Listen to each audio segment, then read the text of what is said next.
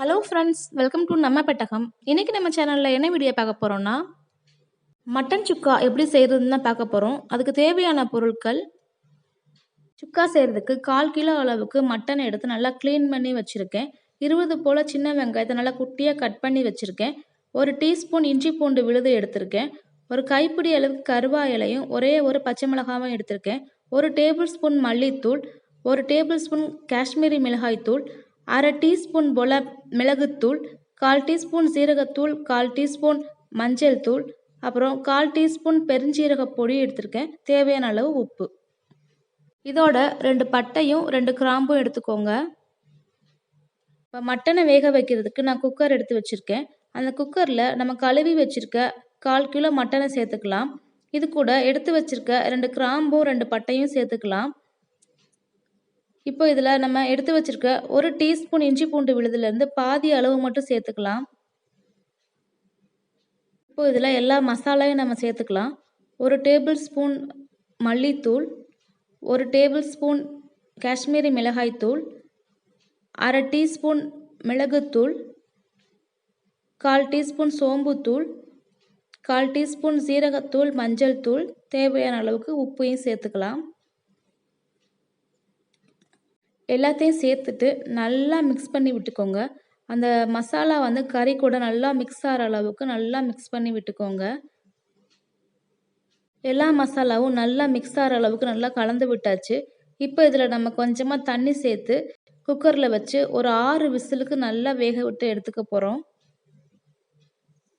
இப்போ இதில் நான் 1/2 கப் அளவுக்கு தண்ணி சேர்த்துக்கிறேன். 1/2 கப் இதுக்கு போதுமானதாக இருக்கும்.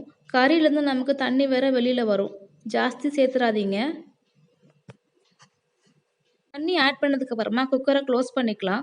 குக்கரை க்ளோஸ் பண்ணிவிட்டு ப்ரெஷர் வர வரைக்கும் வெயிட் பண்ணிவிட்டு வெயிட்டை போடுங்க. குக்கர்லேருந்து ப்ரெஷர் நல்லா வெளியில் வர ஆரம்பிச்சிருச்சு. இப்போ நம்ம அதில் வெயிட் சேர்த்துக்கலாம். வெயிட் போட்டுட்டு மிதமான ஹீட்டில் ஒரு 6 விசிலுக்கு வச்சு எடுத்துக்கலாம். மட்டன் வேக வச்சதுக்கு அப்புறமா இன்னொரு பேனில் நம்ம வெங்காயத்தை வதக்க ஆரம்பிச்சிடலாம்.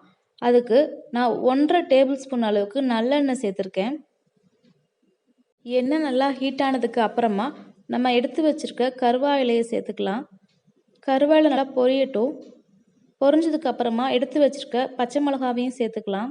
கருவாயிலை நல்லா பொரிஞ்சதுக்கு அப்புறமா நம்ம வெட்டி வச்சுருக்க சின்ன வெங்காயத்தையும் சேர்த்து நல்லா வதக்கி விட்டுக்கலாம். சுக்கா பண்ணுறதுக்கு சின்ன வெங்காயம் தான் டேஸ்ட்டாக இருக்கும் பெரிய வெங்காயத்தை விட. இந்த வெங்காயத்துக்கு தேவையான அளவுக்கு உப்பு சேர்த்து நல்லா நம்ம வதக்கி விட்டுக்கலாம். வெங்காயம் நல்லா வதங்குற அளவுக்கு வதக்கி விட்டுக்கோங்க.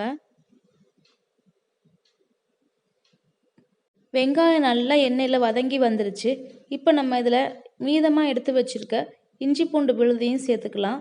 சேர்த்து நல்லா அதோட பச்சை வாசனை போகிற வரைக்கும் வதக்கி விட்டுக்கலாம். இஞ்சி பூண்டோட பச்சை வாசனை எல்லாம் போயிடுச்சு. இப்போ இதில் நம்ம வேக வச்சு எடுத்திருந்த மட்டனை இதோட சேர்த்துக்கலாம். அந்த தண்ணியோடு சேர்த்து இதில் நீங்கள் கொட்டிக்கோங்க.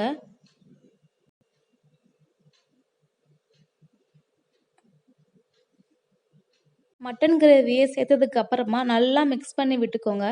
அதில் இருக்க தண்ணியில் நமக்கு நல்லா போகிற அளவுக்கு நம்ம நல்லா வதக்கி விடணும்.